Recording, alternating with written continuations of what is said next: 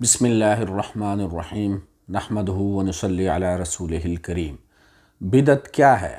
بدعت کی تعریف، بدعت کسے کہتے ہیں؟ ہر نیا کام لغت کے اعتبار سے بدعت ہے، چاہے عادت کے طور پر ہو یا عبادت کے طور پر۔ حدیث شریف میں ہے، یعنی جس شخص نے ہمارے اس دین میں ایسی چیز ایجاد کی جو اس میں نہیں ہے تو وہ مردود ہے۔ اس حدیث کی روشنی میں یہ معلوم ہوتا ہے کہ جو کام کلی یا جزئی کسی بھی اعتبار سے دین میں داخل نہ ہو، اس کو کسی وجہ سے عملی طور پر یا عقیدہ کے اعتبار سے دین کا جز بنا لینا بدعت ہے۔ کوئی ایسی چیز جو دین میں موجود نہ ہو، اس کو عملی طور پر یا جان بوجھ کر ایک مستقل طور پر کرنے کو بدعت کہتے ہیں۔ الفاظ دیگر یہ کہہ سکتے ہیں کہ دین میں کسی بھی ایسے کام کی کمی یا زیادتی کرنا جس کا ثبوت نبی کریم صلی اللہ علیہ وسلم، حضرت صحابہ کرام رضی اللہ تعالی عنہم اجمعین اور تابعین اور تبع تابعین تابعین میں سے کسی سے نہ ہو، بالخصوص نبی کریم صلی اللہ علیہ وسلم سے اس کی اجازت قولاً فعلاً صراحتاً اشارتاً کسی طور پر بھی منقول نہ ہو تو وہ بدعت ہے۔ یعنی کہ کوئی بھی ایسی چیز جو آپ صلی اللہ علیہ وسلم اور صحابہ کرام اور تبع تابعین سے کسی بھی طور پر ثابت نہ ہو، وہ بدعت ہے۔ ایسی چیز کو کرنا بدعت ہے۔ ان حضرات کرام نے پہلے بدعت کے لغوی معنی کو پیش نظر رکھ کر بعض اہل علم نے بدعت کی دو قسمیں بتائی ہیں۔ بتائی ہیں، بدعت سیئہ اور بدعت حسنہ۔ ان حضرات نے پہلے بدعت کے لغوی معنی کو پیش نظر رکھ کر ہر نئے کام کو مطلقاً بدعت قرار دیا، پھر غور کے بعد جس کام کو کلی یا جزئی طور پر دین میں داخل پایا، یعنی یہ معلوم ہوا کہ اس کی اصل کلی یا جزئی طور پر مذکورہ بالا تین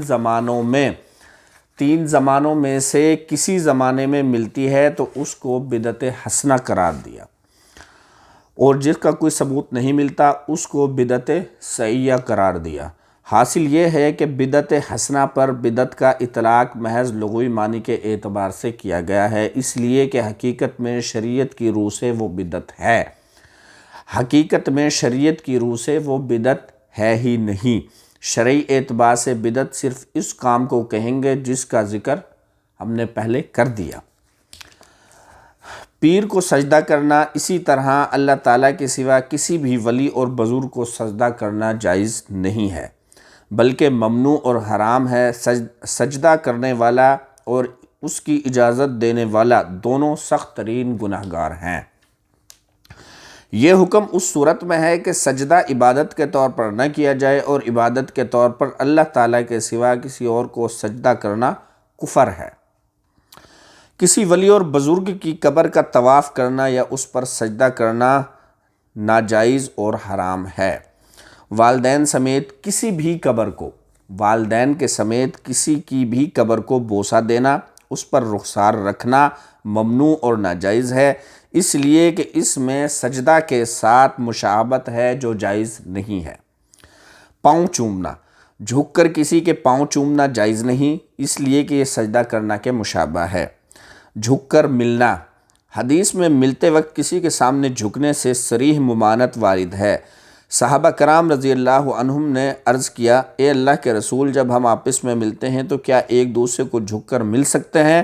تو آپ صلی اللہ علیہ وسلم نے فرمایا، نہیں۔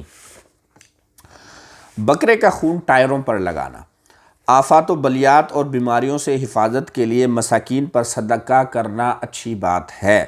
نیز کوئی جانور ذبح کر کے اس کا گوشت مساکین کو بطور صدقہ دینا بھی ٹھیک ہے، مگر ذبح شدہ جانور کا خون گاڑی کی مختلف جگہوں میں لگانا اور جانور میں کالے یا کسی اور رنگ میں اضافی اثرات سمجھنا جہالت ہے۔ اگر اس کو ثواب اور دین کا کام سمجھا جاتا ہے تو یہ بدعت اور گناہ ہے۔ اس کے علاوہ بعض مواقع مثلاً بیماری یا نئی گاڑی خریدنے یا نیا مکان بنانے پر عموماً جانور ذبح کرنا ہی ضروری سمجھا جاتا ہے، یہ دین میں اپنی طرف سے زیادتی ہے۔ صدقہ کی سب سے بہتر صورت یہ ہے کہ نقدی مساکین کو دی جائے تاکہ وہ اپنی اہم ضرورت پوری کر سکیں، نیز اس صورت میں ریا کا بھی زیادہ خطرہ نہیں ہے۔ جب بھی صدقہ کرنا ہو، خیرات کرنی ہو، اس کا سب سے بہترین مصرف، سب سے بہترین عمل یہ ہے کہ بجائے دکھلاوے اور ریاکاری کے خاموشی کے ساتھ چپ کر کے مساکین کو نقد رقم دے دی جائے، تاکہ ان کی جو بھی ضروریات ہوں، جو کہ بعض اوقات ہمیں نہیں پتہ ہوتا، نقدی کی صورت میں اگر ان کی مدد کر دی جائے تو وہ اپنی باقی ضروریات بھی پوری کر سکتے ہیں، اور انشاءاللہ اس کا ثواب بھی پورا ملے گا۔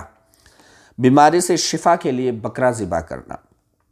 آفات اور بیماری سے حفاظت کے لیے صدقہ و خیرات کرنے کی ترغیب آئی ہے، مگر عوام کا اس بارے میں یہ عقیدہ بن گیا ہے کہ صدقہ کے جانور کو ذبح کرنا بھی ضروری ہے، اس لیے کہ جان کو جان کا بدلہ سمجھتے ہیں، جبکہ شریعت میں اس کا کوئی ثبوت نہیں۔ یہ عوام کی خود ساختہ بدعت ہے۔ اگر یہ عقیدہ نہ ہو تو بھی اس میں چونکہ غلط عقیدہ اور بدعت کی تائید ہے، اس لیے جائز نہیں ہے۔ چیلوں کو گوشت پھینکنا۔ بعض علاقوں میں بیمار کی طرف سے بکرا صدقہ کر کے اس کا گوشت چیلوں کو پھینکا جاتا ہے تاکہ آسانی سے اس کی روح نکل جائے، یا اللہ تعالیٰ صدقہ کی برکت سے اسے شفا عطا فرما دے۔ یہ محض جاہل لوگوں کی خرافات میں سے ہے، شریعت میں اس کی کوئی اصل نہیں ہے، شریعت میں اس کی کوئی اصل نہیں ہے، بلکہ اس قسم کے ٹونے ٹوٹکے ہندوؤں سے لیے گئے ہیں۔ اس کا بہت سخت گناہ ہے، اس لیے اس سے بچنا لازم ہے۔ البتہ ویسے ہی صدقہ دینا ثابت ہے اور اس سے آفت ٹلتی ہے، اور نقدی کی صورت میں صدقہ کرنا زیادہ افضل ہے۔ نقدی کی صورت میں صدقہ کرنا ہر لحاظ سے زیادہ افضل ہے، اس سے مساکین اپنی بہت ساری ضروریات کو پورا کر سکتے ہیں۔ عام روٹین میں اگر ہم بکرا ذبح کر دیتے ہیں یا کھانا دیگے بنا دیتے ہیں تو اس سے صرف وہ ایک وقت کا کھانا کھا کر اپنے گھروں کو لوٹ جائیں گے اور ان کی باقی ضروریات پوری نہیں ہوں گی، جبکہ نقد جو ہے، نقدی ان کو دینے میں یہ فائدہ ہے کہ بہت سی ضروریات جن کا ہمیں نہیں پتہ ہوتا وہ بھی ان کی پوری ہو جاتی ہیں، اور اس میں ریا اور دکھلاوے کا عنصر بھی کم ہوتا ہے، اس لیے اس کا اجر و ثواب ہمیں جو ہے انشاءاللہ پورا ملے گا۔ بارش کے لیے مزارات پر جانور ذبح کرنا۔ بعض علاقوں میں یہ رسم ہے کہ بارش طلب کرنے یا کسی اور حاجت کے لیے لوگ بزرگوں کے مزارات پر جانور ذبح کرتے ہیں۔ یہ فعل بدعت اور ناجائز ہے۔ اگر جانور اس مزار والے بزرگ کا قرب حاصل کرنے کی نیت سے ذبح کیا تو وہ جانور حرام ہو گیا، اس کا کھانا بھی حرام اور اس کا گوشت کھانا ناجائز۔ اور اگر قرب کی نیت نہ ہو تو اگرچہ وہ جانور حرام تو نہیں، لیکن یہ فعل خود خلاف سنت ہے، اس وجہ سے ناجائز ہے، اس سے بچنا واجب ہے، اس فعل سے بچنا واجب ہے۔ چھٹی کی تقریب۔ مستحب یہ ہے کہ بچہ کی پیدائش کے 7ویں دن نام رکھا جائے، لیکن یہ پیدائش کے فوراً بعد نام رکھنا بھی درست ہے اور نبی کریم صلی اللہ علیہ وسلم سے ثابت ہے۔ نام رکھنے کے لیے چھٹی کے نام سے تقریب منعقد کرنا اور اس میں کسی بزرگ کا بچے کو چھٹے دن دودھ پلانا وغیرہ بے اصل رسم ہے اور یہ بدعت ہے۔ بعض علاقوں میں لڑکوں کے ختنے کے موقع پر دعوت کا اہتمام کیا جاتا ہے، ختنہ کی دعوت کے لیے اہتمام کیا جاتا ہے، تقریبات منعقد کی جاتی ہیں اور وہ لوگ اس کو ضروری اور واجب تصور کرتے ہیں۔ نہ کرنے والوں کو آر دلائی جاتی ہے، شرم دلائی جاتی ہے، اور ایسی دعوتوں کے لیے استطاعت نہ ہوتے ہوئے بھی قرضہ لے کر اہتمام کیا جاتا ہے۔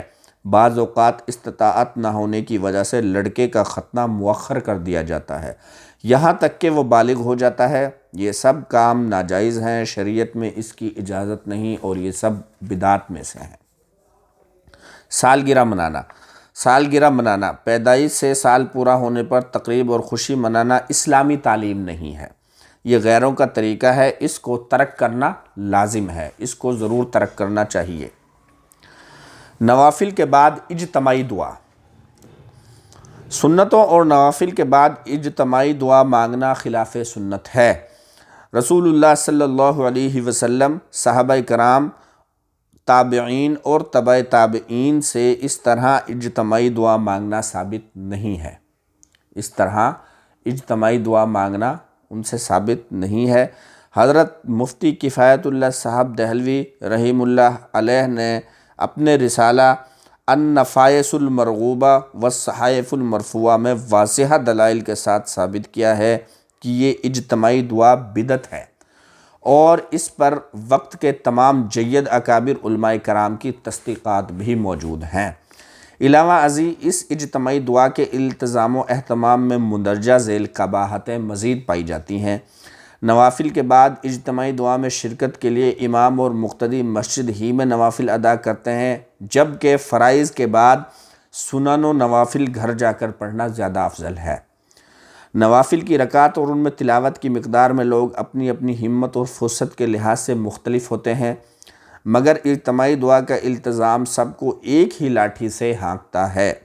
چنانچہ اگر کوئی شخص پہلے فارغ ہو جائے تو وہ اس اجتماعی دعا کے انتظار میں بیٹھا رہتا ہے، اور اگر امام یا کوئی مقتدی زیادہ نوافل پڑھنا چاہتا ہے تو وہ اجتماعی دعا سے فارغ ہونے کے بعد پڑھتا ہے۔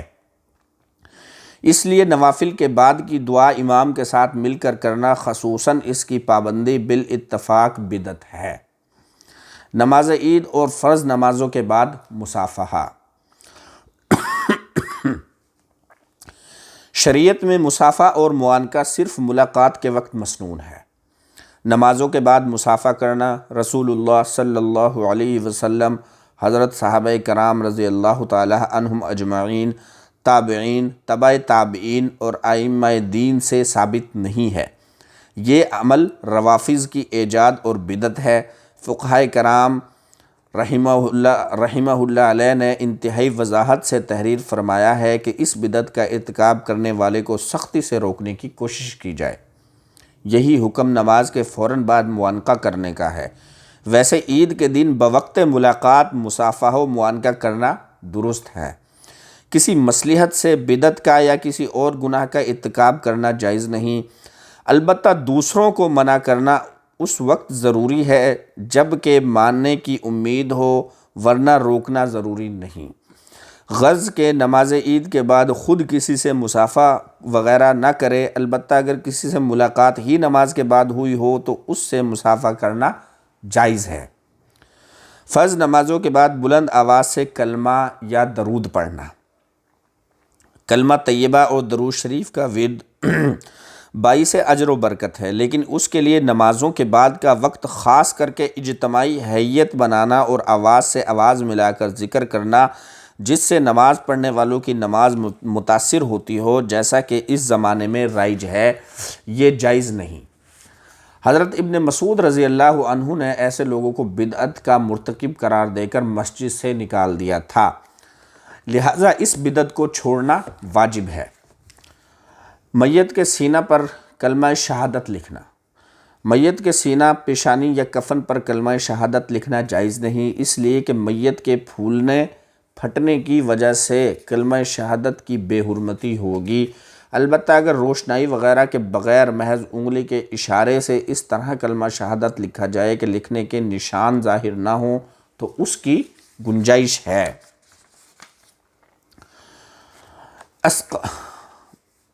نماز جنازہ کے بعد دعا۔ نماز جنازہ کے بعد دعا۔ نماز جنازہ کے بعد دعا مانگنا حضور اکرم صلی اللہ علیہ وسلم، صحابہ کرام، تابعین اور تبع تابعین سے ثابت نہیں ہے، اس لیے فقہائے کرام نے اسے ناجائز اور مکروہ بتایا ہے۔ چنانچہ 30ویں صدی ہجری کے فقیہ امام ابو بکر بن حامد فرماتے ہیں، یعنی نماز جنازہ کے بعد دعا کرنا مکروہ ہے۔ اس کے علاوہ بھی متعدد کتب فتاویٰ میں اس کی ممانعت و کراہت منقول ہے۔ جنازہ کے ساتھ بلند آواز سے ذکر کرنا۔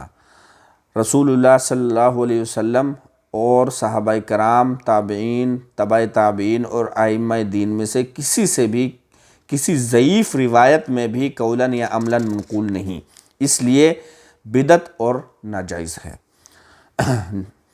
دفن کے بعد 3 دفعہ دعا مانگنا۔ دفن کے بعد میت کے لیے مغفرت کی دعا کرنا حدیث سے ثابت ہے، البتہ 3 دفعہ دعا کرنا اس کا التزام بدعت ہے۔ اس کا کوئی ثبوت نہیں ہے کہ 3 دفعہ دعا مانگی جائے۔ دفن کے بعد اجتماعی دعا۔ دفن کے بعد انفرادی دعا ثابت ہے، اجتماعی دعا ثابت نہیں، لہٰذا اجتماعی دعا کو مسنون سمجھنا یا حکم شرعی سمجھنا بدعت ہے۔ نیز اس پر التزام اور اصرار کرنا یا نہ کرنے والوں پر ملامت کرنا جائز نہیں۔ اہل میت کی طرف سے دعوت کی رسم۔ اہل میت کی طرف سے پہلے دن یا تیسرے دن یا ہفتہ کے بعد جو دعوت آج کل رائج ہے یہ بدعت ہے۔ فتاوی بزازیہ میں ہے کہ کھانے کی دعوت پہلے، تیسرے اور ساتویں دن مکروہ ہے، گویا تیجا، ساتواں، چہلم وغیرہ سب ناجائز ہے۔ غرض کہ احادیث مبارکہ اور فقہ حنفی کی تصریحات کے مطابق مذکورہ بالا ہر قسم کی دعوت و ضیافت ناجائز اور مکروہ ہے۔ ہر قسم کی دعوت و ضیافت ناجائز اور مکروہ ہے۔ حدیث کی روح سے میت کے پڑوسیوں اور دور کے رشتہ داروں کو حکم ہے کہ وہ میت کے گھر والوں کے لیے صبح شام کا کھانا تیار کر کے بھیجیں۔ صبح اور شام کا کھانا تیار کر کے بھیجیں۔ فقہ حنفی کے بہت بڑے عالم علامہ ابن حمام رحمہ اللہ تعالی فرماتے ہیں کہ میت کے گھر والوں کی طرف سے دعوت کرنا مکروہ ہے، اس لیے کہ دعوت و ضیافت خوشی کے موقع پر ہوتی ہے، نہ کہ مصیبت کے موقع پر۔ علاوہ ازیں ایسی دعوت و ضیافت میں اور بھی کی خرابیاں ہیں، مثلا اس میں ہندوؤں کے ساتھ مشابہت پائی جاتی ہے جو جائز نہیں ہے۔ اس دعوت کو لازم سمجھا جاتا ہے، جبکہ جو چیز لازم نہ ہو اس کو لازم سمجھنا ناجائز ہے اور بدعت ہے۔ دعوت میں جو رقم خرچ ہوتی ہے اس میں عموماً نابالغ یتیموں کا حصہ بھی ہوتا ہے، جبکہ نابالغ کا مال صدقہ و خیرات میں دینا اس کی اجازت سے بھی جائز نہیں۔ اسی طرح اس قسم کی دعوتوں سے ایصال ثواب مقصود نہیں ہوتا بلکہ دکھاوا مطلوب ہوتا ہے، یا پھر لوگوں کے طعنوں سے بچنے کے لیے دعوت کی جاتی ہے جو شرک اصغر ہے۔ جنازہ کی چادر پر قرآنی آیات لکھنے کا اکثر علاقوں میں رواج ہے، اس میں قرآنی آیات کی بے ادبی کا خطرہ ہے، نیز یہ عمل سنت سے ثابت نہیں، لہٰذا اسے چھوڑ دینا ضروری ہے۔ میت کے لیے ایصال ثواب سے زیادہ ضروری چیز جس کی طرف لوگوں کی توجہ نہیں ہوتی ادائے حقوق ہے، یعنی میت کے ذمے دوسروں کے قرضے اور حقوق ہوں تو ان کو ادا کرنے کی کوشش کریں۔ یہ نفلی ایصال ثواب سے بڑھ کر ضروری اور اہم ہے۔ رسول اللہ صلی اللہ علیہ وسلم اس شخص کا جنازہ بھی نہیں پڑھاتے تھے جس پر قرض ہوتا اور اس کا مال اس قرضے کی ادائیگی کے لیے کافی نہ ہوتا۔ تو کتنی بڑی جو ہے یہ اس کے بارے میں حدیث ہے کہ بجائے ہم جو ہے اتنا زیادہ خرچ کرتے ہیں، دیگیں بنائی جاتی ہیں، ضیافتیں اڑائی جاتی ہیں، اس سے بہتر ہے کہ میت کے جو اوپر قرض ہے، جو اس کے اوپر کسی کے حقوق ہیں، ان کو ادا کرنا زیادہ ضروری اور اہم ہے۔ حدیث آپ نے سنی کہ آپ صلی اللہ علیہ وسلم اس شخص کا جنازہ نہیں پڑھاتے تھے جس کے اوپر قرض ہوتا تھا، اس کا جنازہ آپ نہیں پڑھاتے تھے۔ کتنی بڑی سخت وعید ہے۔ تو بہتر یہ ہے کہ میت کے جو مال ہے اس میں سے سب سے پہلے اس کے ذمے جو قرض ہے، جو کسی کے حقوق ہیں، وہ ادا کیے جائیں۔ میت کو زیادہ سے زیادہ ثواب پہنچانے کی بہتر صورت تو یہ ہے کہ فقراء اور مساکین کے ساتھ نقدی کی شکل میں تعاون کیا جائے تاکہ وہ اپنی ضرورت کے مطابق اس سے فائدہ اٹھا سکیں، ورنہ بسا اوقات ان کو علاج کے لیے رقم کی ضرورت ہوتی ہے، کپڑے نہیں ہوتے، قرضوں کی ادائیگی کرنی ہوتی ہے اور ان کو عمدہ کھانا کھلا دیا جاتا ہے، حالانکہ ان ضروریات کے لیے کھانا کھلانا کافی نہیں ہے۔ جیسا کہ ہم نے پہلے بھی بتایا، سب سے بہترین صدقہ، سب سے بہترین خیرات یہ ہے کہ مساکین کو نقدی کی شکل میں رقم دے دی جائے تاکہ وہ اپنی جو بھی ضروریات ہیں وہ پوری کر سکیں۔ اب ایک بندہ ہے، اسے کھانے کی ضرورت ہی نہیں، وہ خود بیمار ہے، اس کا بچہ بیمار ہے، اس کو دوا کی ضرورت ہے، ہم کیا کرتے ہیں؟ ہم کھانا بنا دیتے ہیں، دیگیں بنا دیتے ہیں اور بیچارہ اعلان کر دیتے ہیں جی ہمارے ہاں دعوت ہے، ہم نے جو ہے خیرات کی ہے، صدقہ کیا ہے تو کھانا کھا لیجئے۔ تو کیا ہوتا ہے کہ کچھ غریب آ جاتے ہیں اور کچھ غریب آ بھی نہیں پاتے تو ان کی ضروریات پوری نہیں ہوتی، جبکہ ان کو کھانے کی ضرورت ہی نہیں، اور ہم کیا کرتے ہیں؟ کھانا بنا کے اور دعوت کر دیتے ہیں کہ جو کھائے کھا لے، ورنہ زیادہ تر امیر لوگ ہی کھانا کھا کر واپس چلے جاتے ہیں۔ تو بہتر صدقہ کی صورت یہ ہے کہ مساکین کو نقد رقم دے دی جائے۔ تعزیت کا مسنون طریقہ۔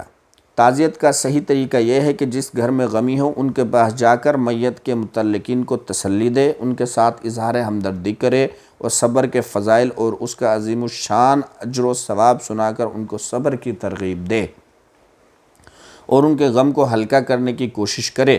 رسول اللہ صلی اللہ علیہ وسلم خود بھی اس کا اہتمام فرماتے تھے اور دوسروں کو بھی اس کی نصیحت کرتے اور ترغیب دیتے تھے۔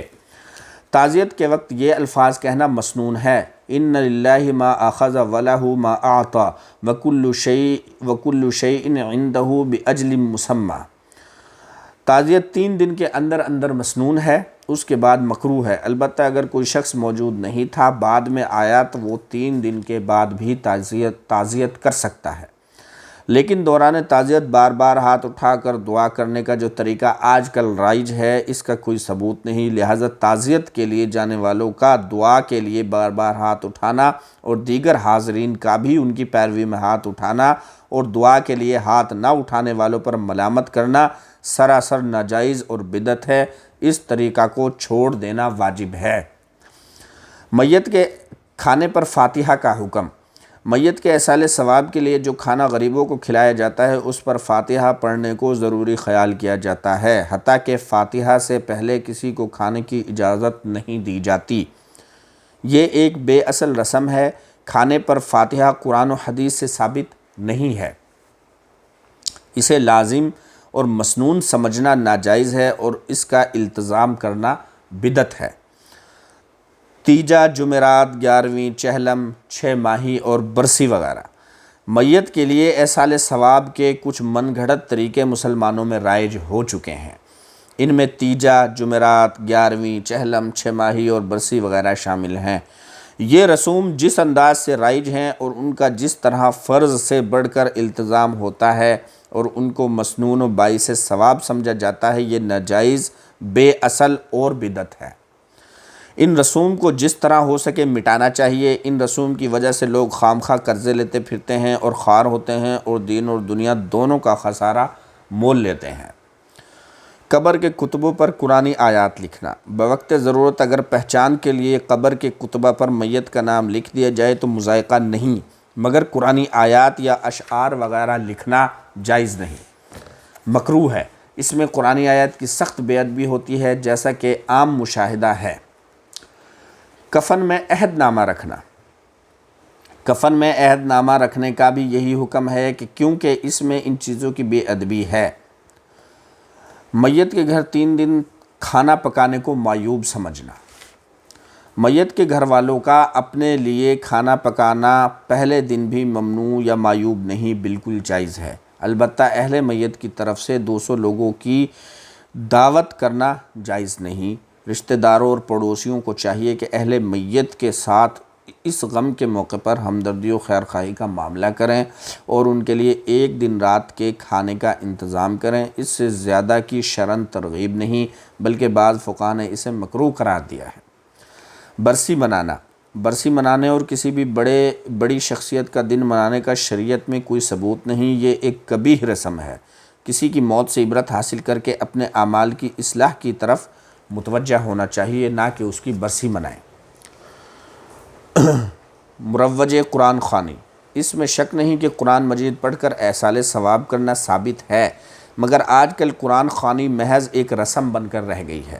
اگر اس سے مقصد ایصال ثواب ہے تو اس کے لیے اجتماع کی کوئی ضرورت نہیں۔ ہر شخص اپنے اپنے مقامات پر تلاوت کر کے ایصال ثواب کر سکتا ہے۔ دوسری بات یہ ہے کہ ثواب کے لیے کی جانے والی قرآن خوانی پر اجرت لینا دینا ممنوع ہے، جبکہ آج کل اکثر ایسے مواقع پر کھانا یا مٹھائی وغیرہ کھلانے کا دستور ہے، یہ بھی اجرت میں داخل ہے۔ نیز ایصال ثواب کے لیے دعوت کرنا بذات خود بدعت اور ناجائز ہے۔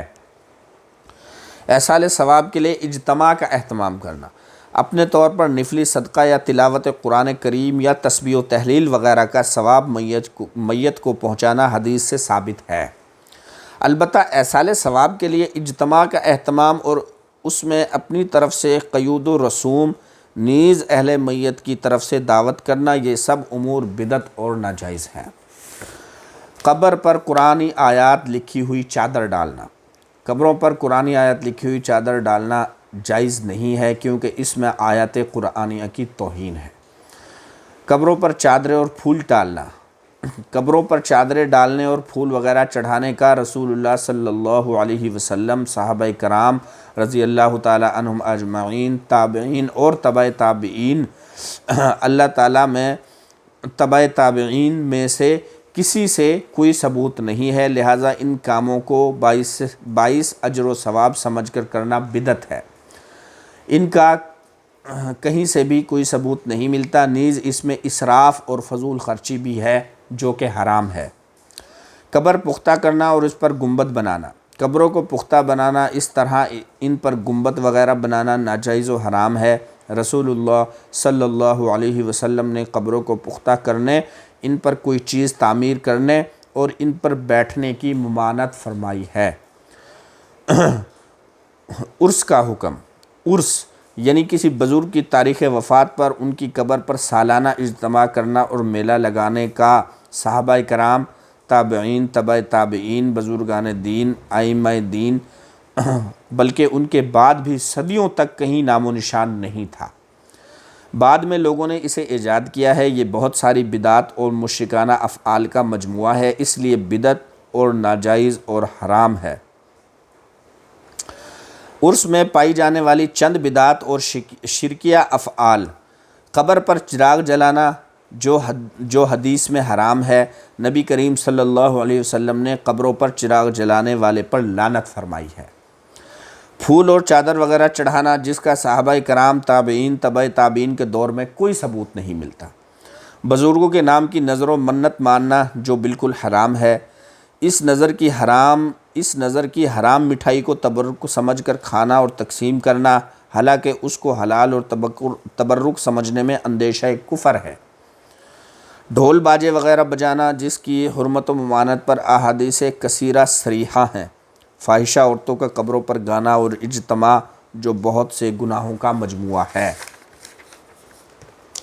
عام عورتوں کا قبروں پر جمع ہونا، جس پر حدیث میں لعنت کی گئی ہے۔ قبر کا طواف کرنا جو قطعاً حرام ہے۔ قبر کو سجدہ کرنا جو عبادت کی نیت سے تو کفر صریح ہے۔ قبر کو سجدہ کرنا جو عبادت کی نیت سے تو کفر صریح ہے، اور عبادت کی نیت نہ ہو تو بھی انتہائی درجہ کا گناہ کبیرہ ہے۔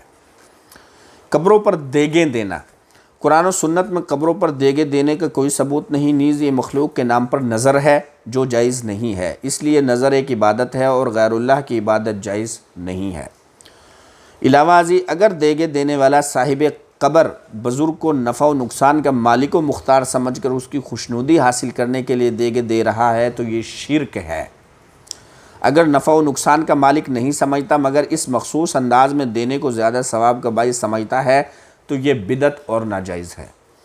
عید کے دن عورتوں کا قبرستان جانا، مردوں کے لیے دعا کرنے اور عبرت حاصل کرنے کے لیے قبرستان جانا مستحب ہے، لیکن عید کا دن قبرستان جانے کے لیے خاص کرنا اور اس میں زیادہ ثواب سمجھنا بدعت ہے۔ نیز عورتوں کا قبرستان جانا ویسے ہی منع ہے، اولاً اس لیے کہ فتنہ کے اس دور میں ان کا قبرستان جانا فساد سے خالی نہیں، دوسرا یہ کہ عورتیں قبرستان جا کر غم کو تازہ کرتی رہتی ہیں اور نوحہ کرتی ہیں۔ عورتوں کے اس طرح جانے پر حدیث میں لعنت وارد ہوئی ہے۔ البتہ اگر بوڑھی عورت رونے دھونے اور دوسرے منکرات و بدعات سے اجتناب کرتے ہوئے محض عبرت حاصل کرنے اور مردوں کے لیے دعا کرنے کی نیت سے جائے تو جائز ہے۔ جوان عورت کے لیے اس نیت سے جانا بھی جائز نہیں ہے بلکہ مکروہ ہے۔ روزانہ اکٹھے ہو کر قبرستان جانا، میت کی وفات کے دوسرے اور تیسرے دن خصوصی طور پر اس کے رشتہ دار اور دوسرے لوگ فجر کے بعد اجتماعی طور پر قبرستان جا کر ایصال ثواب کرتے ہیں اور پھر اہل میت کے ہاں آ کر تھوڑی دیر کے لیے ٹھہرتے ہیں، چائے وغیرہ پی کر رخصت ہو جاتے ہیں، پھر دوپہر کو پھر شام کو یہی سلسلہ جاری رہتا ہے۔